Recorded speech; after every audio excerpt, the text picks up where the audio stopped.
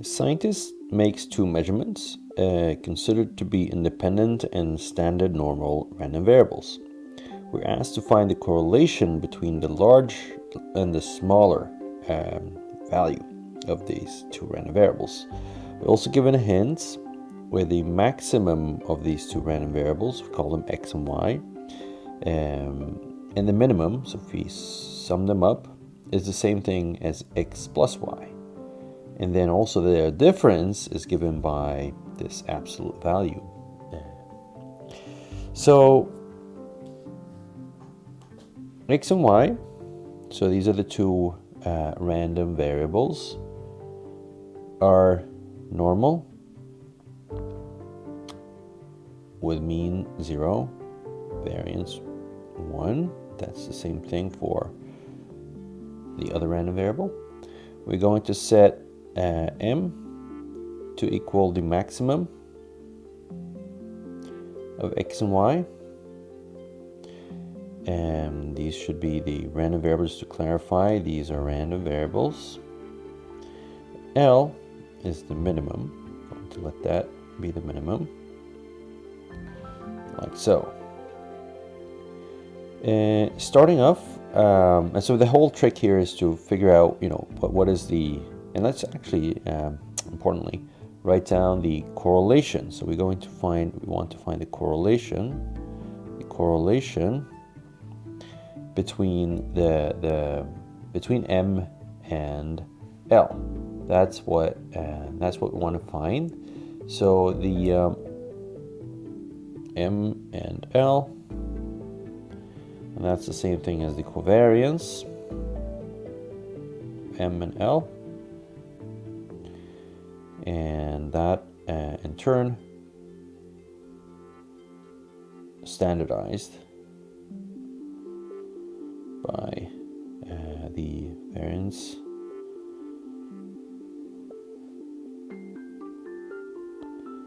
of m and the so the standard deviation of m and the standard deviation of l. That's what we want to find. So how do we do that? Well, there are certain terms that we need to identify here. I mean, we need to know, and this covariance in term, I mean, these things involve expectations. This term here is the same thing as the expectation of m and l, m times expectation of l. So, and these things in turn also involve these expectations, so we need to higher order expectations. So the whole game here is to figure out what these expectations are. Okay, so we could try to just find the expectation of m by the definition of the expectation, and we have a random variable going from taking values. So basically, expectation is an integral over the minimum. That's the minimum. Sorry, it should be the maximum. Max of x and y over the density of x and y. So dx dy. So we could try to find this going from minus infinity to positive infinity over the support of this whole thing. And this, we can do this. A little harder trick to accomplish. So instead, we're going to use the information and the hints given and set that up such that we can solve a equation system involving two equations and just basically solve for the expectation m and expectation l. Okay, so the first part of the hint says that m plus l is the same thing as x and y. Okay, so let's start with that. We know that m plus l is the same thing as x plus y. Now taking expectation both sides and using linearity, we get expectation of L, M, and expectation of L. Let me just move this to keep the equality sign centralized, aligned by it.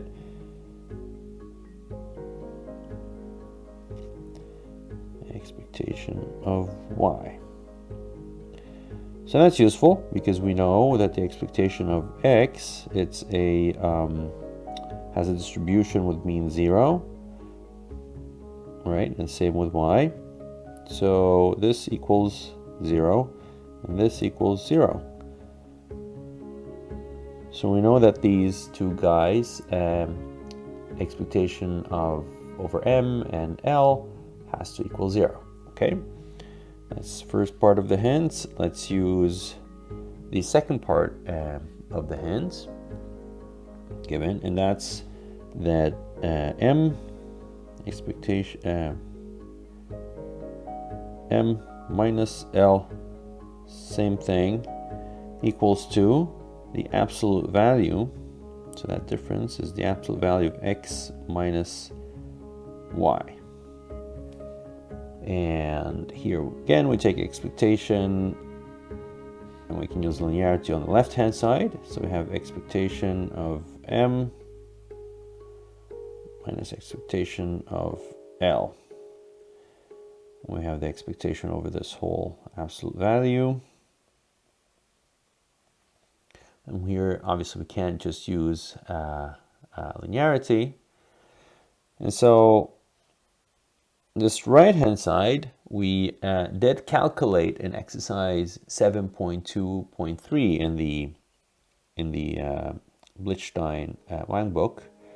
So I'm not going to do it here, but the basic logic of doing this calculation here is that we have two random variables, x and y, they're normal and standard, is that they can be transformed into a simpler, so this is a 2D lotus, we can do a 1D lotus where this difference, we call it z, and we're taking this expectation over the absolute value of z, and that is a easier business to calculate, and that whole thing ends up being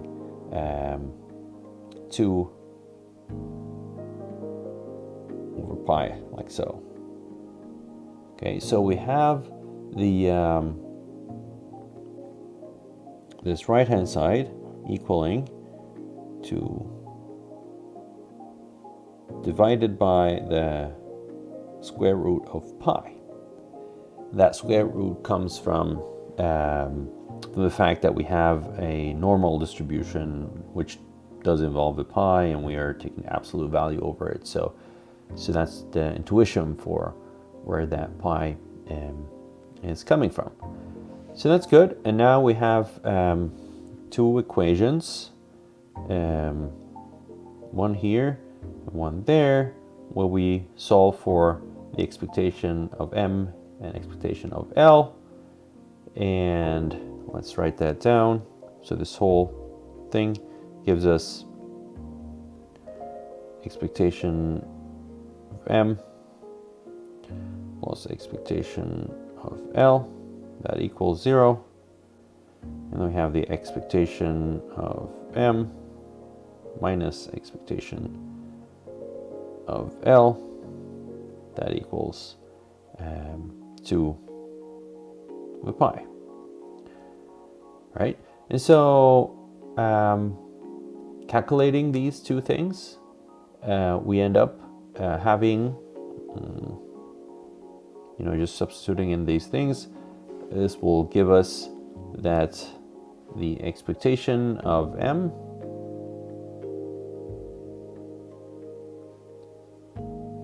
is 1 root of pi, and the expectation of L is negative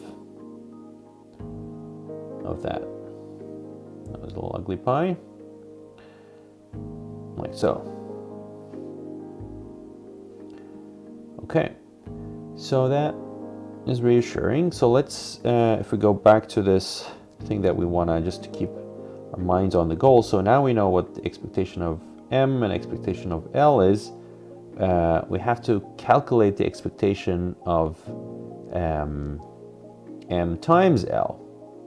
Okay, so what is that?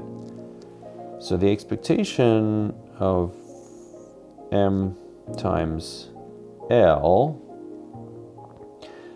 that is the same thing. That is the same thing as, I mean, by the same logic of that M and L, they have the same distribution of what X and Y has, and they have the same variance, same distribution. Sorry, so it means that this expectation, this whole thing here, is the same thing as taking the expectation of X and Y.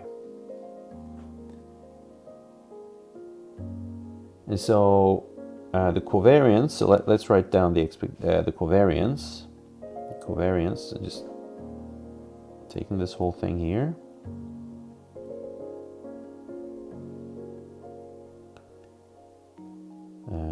Copy this. Change this to white. So this is the covariance.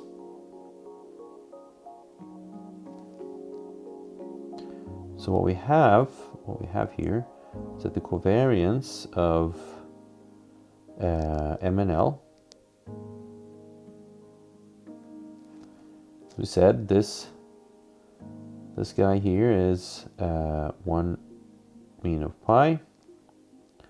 This guy here equals minus mean of pi, root of pi. And so this here is, as we said, by symmetry. So this is then same thing as expectation X, Y. That will be 0. So this whole business here is just 1 divided by pi. Okay, good. So we are making progress towards calculating the correlation. Now, going back to this expression, we see that we need to calculate the variance of M and the variance of L. Okay, so we know that, by the hint again, that M plus L equals X plus Y. And so if we take the variance of both sides, so M plus L, the variance of X plus Y. Now we don't know if M and L are independent or not. I mean, in fact, they do have some information about each other, you might say, but we know that the variance of X and Y, by the information given, they're independent. So they don't have a covariance term. So this whole thing just becomes variance of X, variance of Y, and we know that because these are standard normal, this is 1 and that is 1. 1 plus 1 is 2. So the variance of M and L are 2.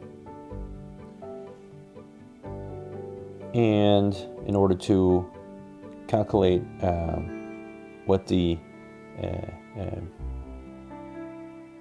variance of M and variance of L separately are, we basically have to backtrack again. So we write down the variance of M plus L will be, by definition, if we want to open this up, the variance of M plus the variance of L plus 2 times the covariance of m and L. But we know that this whole thing will have to be 2 by what we just calculated here, and we just calculated this guy. We know that this one is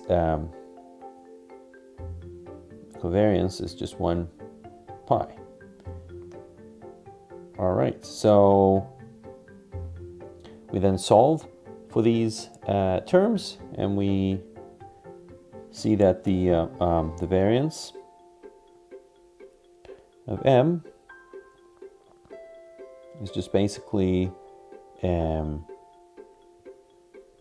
same thing as the variance for L, and this amounts to then 1 minus 1 over pi, and this will be the same thing for the variance of L. Importantly, you might ask, why is the variance of m, variance of L, the same? Well, this comes from the fact that the symmetry of the normal distribution, both m and L are functions of x and y, and x and y are normal IID. So by Lotus, they will have the same variation. So essentially, this to calculate this thing here, we just basically say that the variance of m times 2, right? This is just variance of m, and then we solve for this whole thing, and this amounts to 1 divided by pi. Well, this is again a little ugly. So this is what it looks like. And so in the end, the correlation, let's go back and fetch this whole thing. Copy this.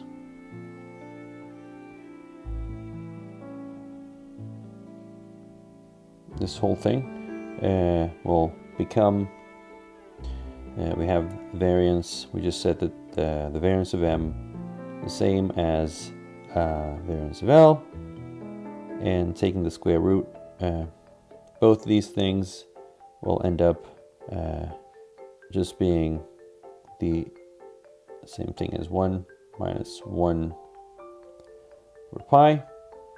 We calculated that the covariance of m and L is just 1 over pi.